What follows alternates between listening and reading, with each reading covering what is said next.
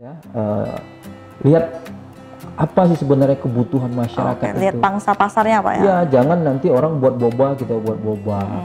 Orang buat Milo kocok, kita buat Milo kocok atau Milo kepal. Jadi apa yang dibuat orang kita buat. Harusnya ada pembeda antara apa yang kita buat dengan yang mereka buat.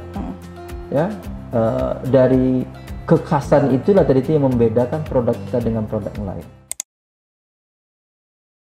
Assalamualaikum warahmatullahi wabarakatuh. Halo Suskazen, selamat datang di Dosen Hub. Masih bersama dengan saya Mujawaroh Anafi. Di sini kita membahas tentang isu insight dari para dosen yang tentu penuh inspirasi dan pengetahuan. Nah, sudah ada di depan saya yaitu dosen dari Prodi Bimbingan Konseling Islam atau BKI, yaitu Bapak Rahmat MPD. Selamat datang Pak Rahmat. Ya, Pak Rahmat mungkin boleh memperkenalkan diri dulu nih Pak kepada Suskazen. Ya, seperti yang disampaikan tadi, nama Rahmat, jurusan Bimbingan Konseling Islam, Fakultas Dakwah, TMT tahun 2011 di konsentrasi karir dan industri. Oh, lebih dari 10 tahun Pak ya. Jadi Suskazen yang mungkin udah tahu nih Viera oleh-oleh yang paling terkenal di Riau. Nah, ini dia ownernya. Pak Rahmat, mungkin kita tanya lagi nih Pak. Bapak perintis atau pewaris nih Pak? Perintis. Boleh diceritakan nggak Pak? Awal Bapak merintis dari awal sampai sekarang hingga sebesar ini tuh seperti apa nih perjalanannya? Oke, jadi tahun 2013 kita sudah mulai berjualan pada masa itu dengan menjual risol, kemudian pastel dan lain-lain gitu. Iya. Pada prinsipnya kita melihat Pekanbaru itu adalah pasar yang sangat luar biasa gitu kan untuk kita melakukan perdagangan. Namun sangat disayangkan di tahun 2013 itu khususnya di segmen oleh-oleh belum begitu berkembang. Yang ternama itu salah satunya Komojo. Ya, Komojo dan Nenas gitu kan untuk bahan bakunya gitu. Kue khasnya juga itu Pak ya? Enggak, Nenas itu dalam bentuk buah saja. Yang kalau orang datang Pekanbaru pengennya bawa Komojo dan mungkin bawa Nenas gitu. Nah, di tahun 2013 pelan-pelan kita memperkenalkan makanan khas tradisional daerah ya, khususnya Riau. Salah satunya adalah talam durian. Talam durian pada masa itu. Baik Pak, ini kan sekarang Viera oleh-olehnya adalah pusat oleh-oleh makanan yang paling besar ya Pak. Bisa dibilang juga sebagai pionirnya.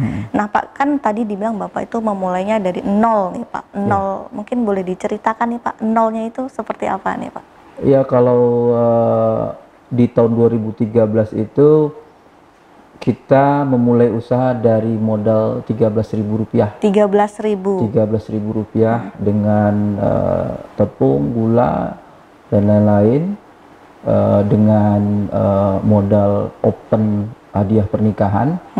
Itu alat yang kita gunakan untuk memasak pada masa itu. Dan kita melihat Pekanbaru itu seperti yang saya sampaikan tadi itu adalah pasar yang sangat sentral, yang sangat berpotensi, menjanjikan. Sehingga dengan kita memperkenalkan makanan-makanan yang tadi ini, dari awalnya kita mulai risol, kemudian pastel, kemudian apa aja yang diminta oleh teman-teman di kampus pada masa itu kita buatkan. Ada yang buat tumpeng, ada yang mau buat bakso, ya, dan lain-lain gitu. Nah, hokinya di tahun 2015 itu ada yang order talam durian. Yang khasnya sekarang Pak. Sebelumnya dia nggak minta talam durian, ada talam pandan.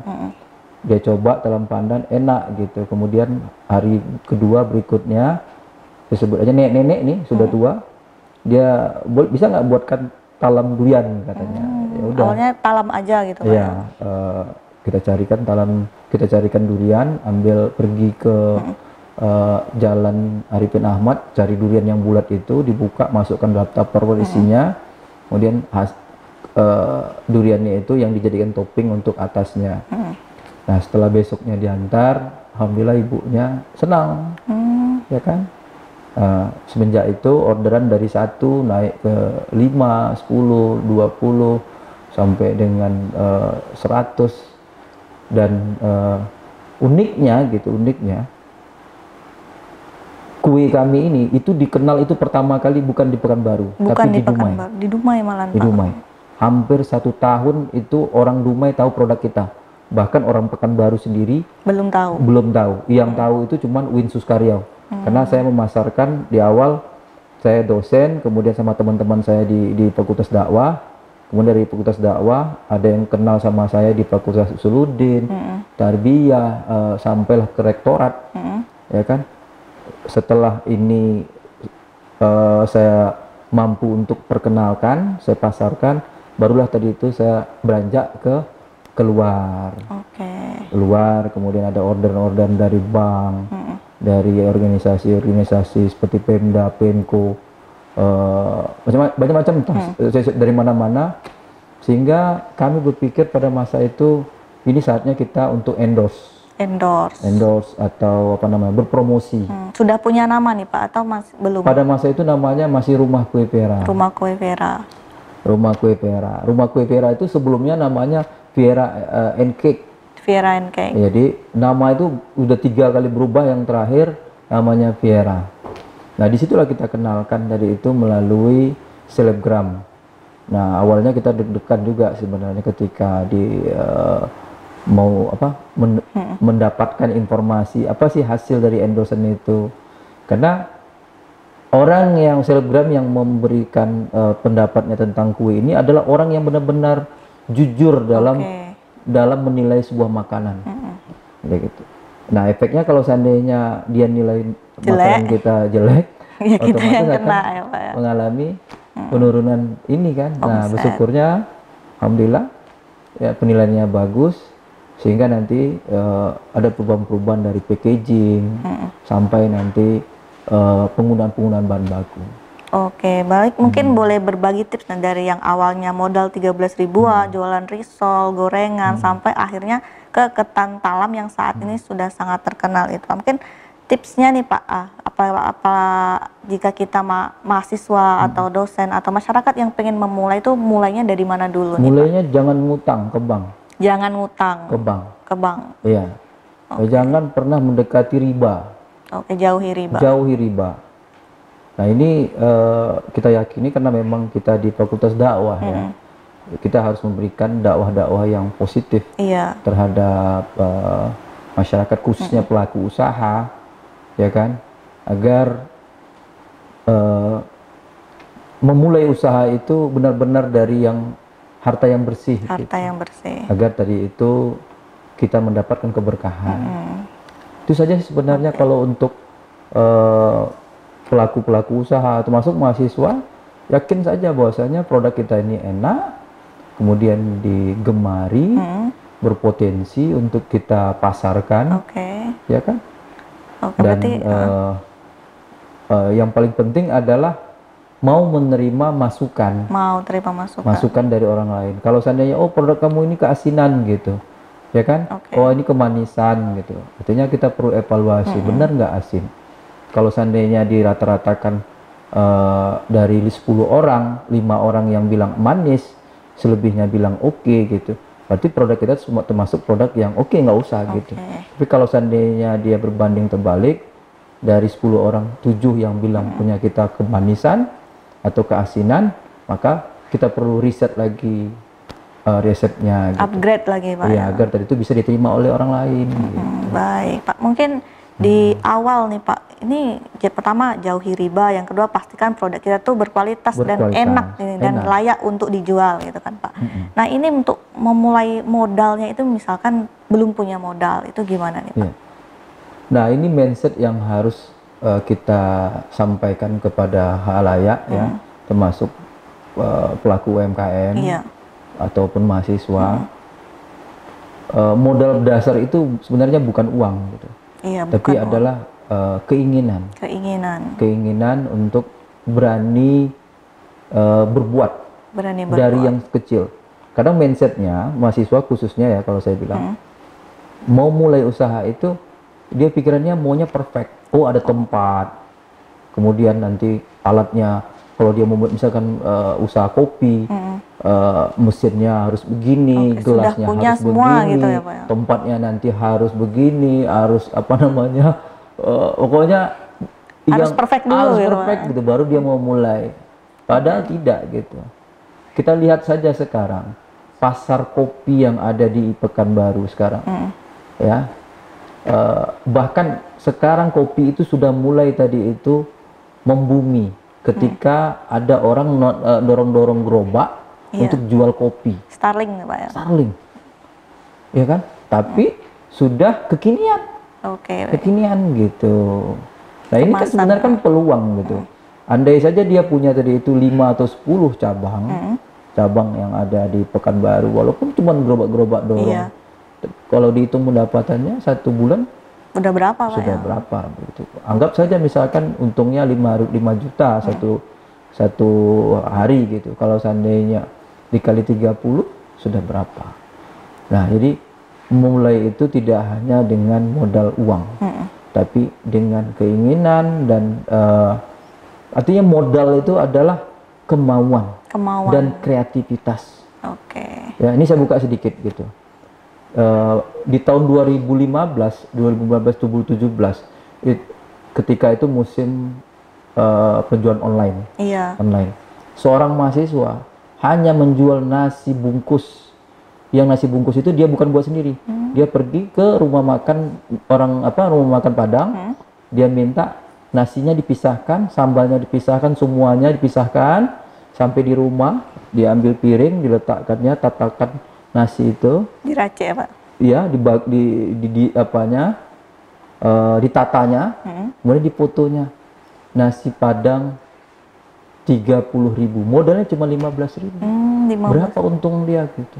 Sementara ongkos kirim ditanggung oleh pembeli gitu. Nah, cerdas, itu kan kreativitas gitu kan, tidak perlu menggunakan Iya. uang yang banyak. Iya, nggak perlu juga kita harus bisa dulu gitu, Pak, ya? Iya. Kemudian ada lagi sekarang reseller, ya kan. Kemudian ada banyak sekarang jenis-jenis pekerjaan ini semenjak COVID ini luar biasa begitu.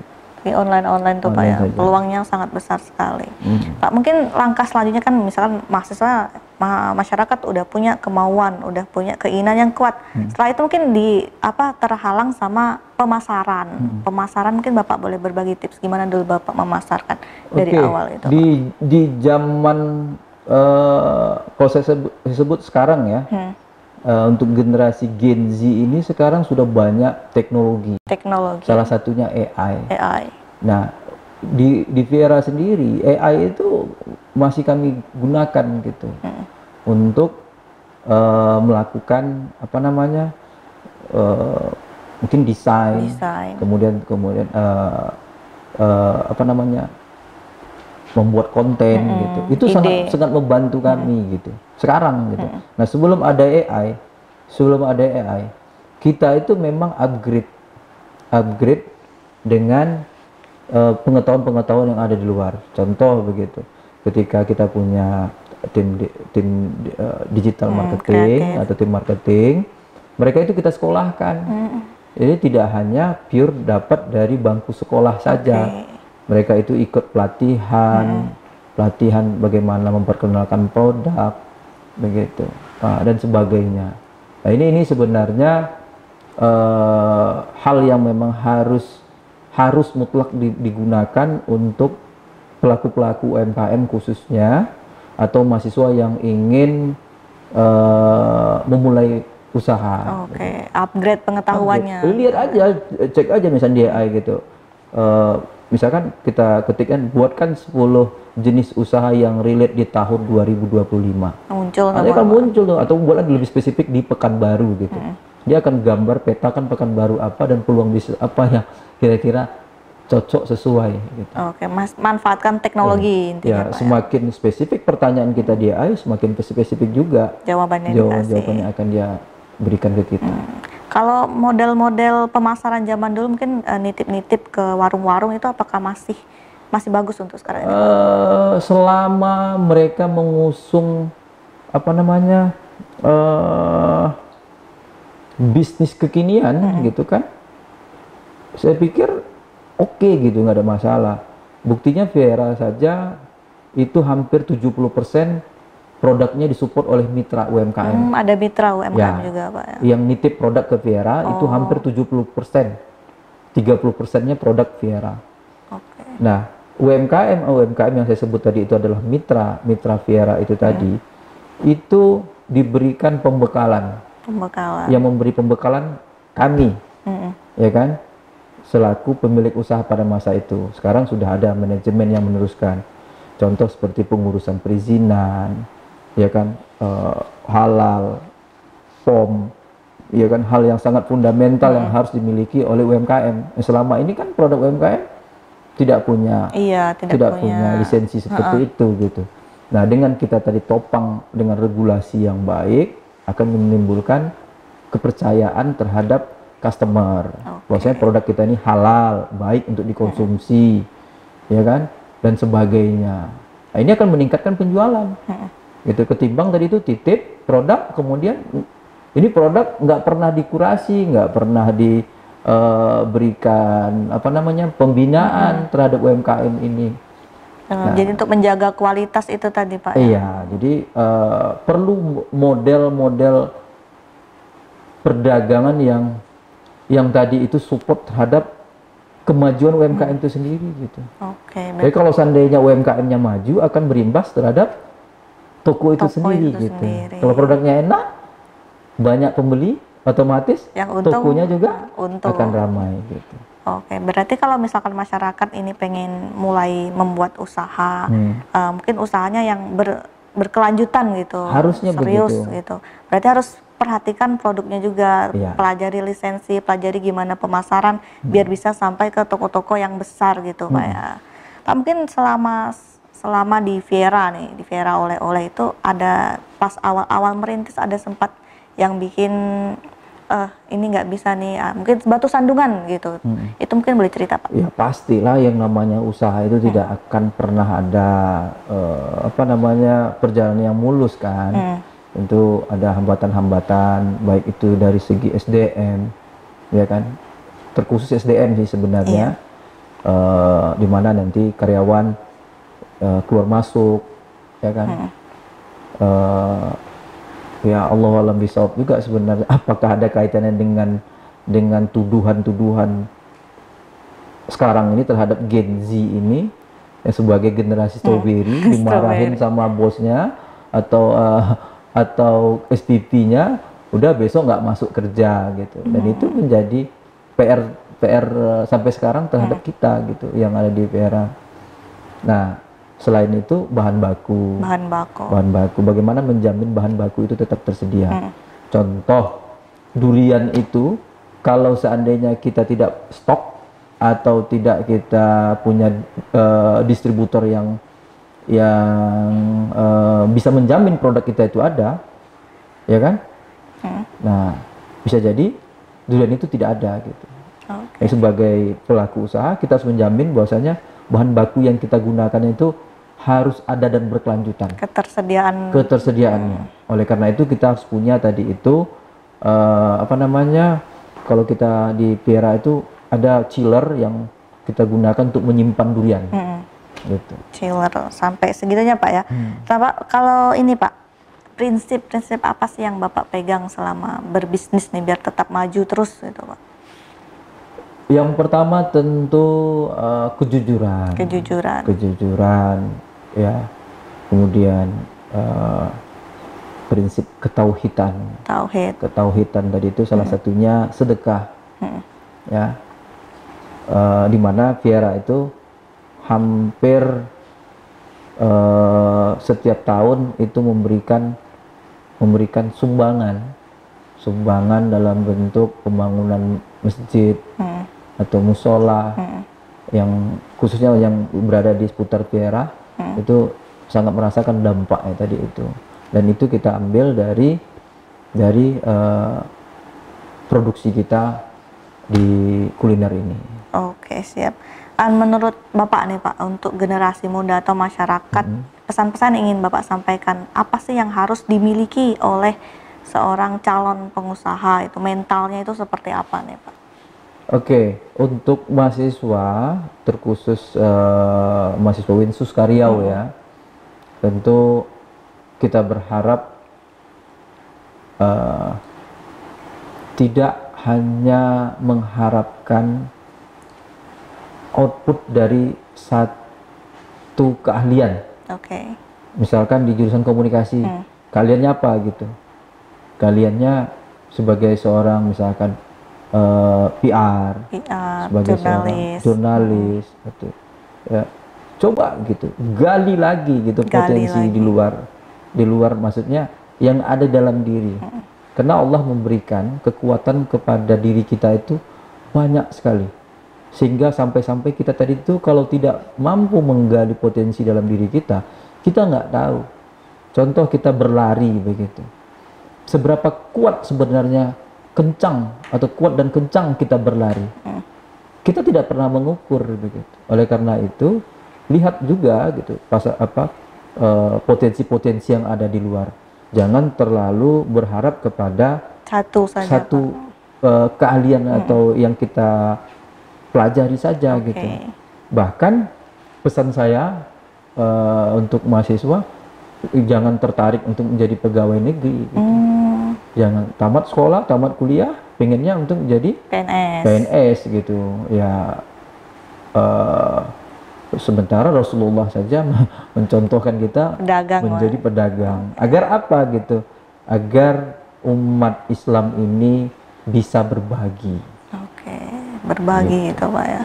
Baik Pak, mungkin tadi Bapak kan juga dosen sekaligus punya side job sebagai seorang entrepreneur nih. Nah, untuk tipsnya mahasiswa nih atau masyarakat untuk bisa membagi antara pekerjaan satu dengan pekerjaan kedua itu seperti apa tipsnya Pak? Ya, terkhusus buat saya sebenarnya saya sangat proporsional ya. Urusan mahasiswa itu di kampus. Iya. Urusan pekerjaan itu di rumah atau di kantor saya. Saya tidak pernah dari mahasiswa datang ke rumah saya untuk bimbingan atau untuk minta tanda tangan dan sebagainya.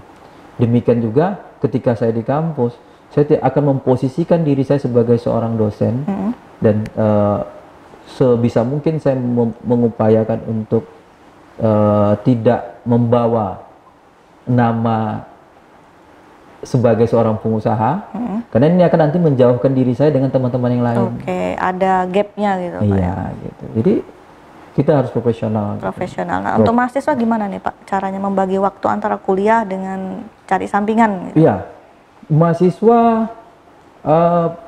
mempunyai peluang bekerja separuh waktu, ya. Kalau kita hitung sebenarnya satu hari mahasiswa kuliah itu berapa jam sih sebenarnya?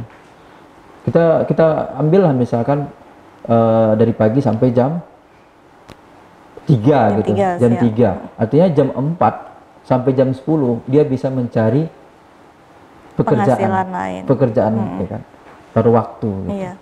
Nah, di Pekanbaru ada pekerjaan-pekerjaan yang tadi itu menuntut mahasiswa tadi itu bisa berkarya. Salah satunya sebagai seorang barista yang ngejob misalkan hanya paruh waktu dari jam sekian sampai jam sekian, atau ya memulai bisnis online ya kan, dan sebagainya. Sebenarnya banyak ya, apalagi di masa COVID ini, masa pandemik ini, ada berapa banyak pertambahan pekerjaan. Salah satunya, kalau dulu kan media atau kreatif ini kan tidak dijadikan sebagai penghasilan, hobi saja gitu. Nah, sekarang dengan memberikan endorsement atau selebgram saja mereka sudah punya penghasilan yang luar biasa gitu, fantastis. Hanya mereview produk saja, atau tadi itu dia ambil mainan anak-anak, kemudian dia unboxing, dia buat channel YouTube-nya. Bayangkan anak-anak kalau udah nonton nggak pernah di skip tuh. Nggak pernah di skip tuh iklannya. Nah, di situ masuk tuh esennya terus, ya kan? Dan bisa berkali-kali berulang-ulang itu saja yang ditonton sama anak-anak itu. Nah, ini sebenarnya peluang juga buat berarti banyak peluang buat mahasiswa, baik untuk mau menjadi bisnis atau bekerja di luar untuk sebagai tambahan gitu Pak ya. Ini pesan-pesan Bapak nih untuk mahasiswa atau masyarakat agar mereka mau memulai itu seperti apa nih Pak? Iya, yang pertama, kalau mahasiswa ingin memulai usaha, ya, yang penting tidak mengganggu aktiviti sebagai seorang pelajar atau seorang mahasiswa. Maka harus lebih kreatif dalam memilih usaha apa yang mau dia jalani. Kekhawatirannya begini, kita juga pernah punya alumni ya, saya tidak sebutkan, alumni komunikasi yang ke-trigger atau keasikan dengan pekerjaan itu sehingga kuliahnya terbengkalai. Gitu, sampai 10 tahun udah hampir diambang DO, ya kan? Nah, baru didorong, ya kan? Dan itu memang agak dipaksa begitu. Nah, itu untuk mahasiswa gitu. Nah, kalau untuk masyarakat seperti yang saya bilang tadi gitu, ya, lihat apa sih sebenarnya kebutuhan masyarakat itu. Lihat pangsa pasarnya Pak ya. Ya, jangan nanti orang buat boba kita buat boba, orang buat Milo kocok kita buat Milo kocok atau Milo kepal. Jadi apa yang dibuat orang kita buat. Harusnya ada pembeda antara apa yang kita buat dengan yang mereka buat. Ya, dari kekhasan itulah tadi itu yang membedakan produk kita dengan produk yang lain. Gitu. Dan itu yang menjadi hal yang Viera lakukan sampai saat ini. Gitu. Oke Pak, berarti terakhir nih Pak, apa yang paling Bapak ingin tekankan ke orang-orang yang pengen memulai usaha biar bisa usahanya tuh berkelanjutan, nggak cuman FOMO atau pas lagi musim-musiman gitu Pak?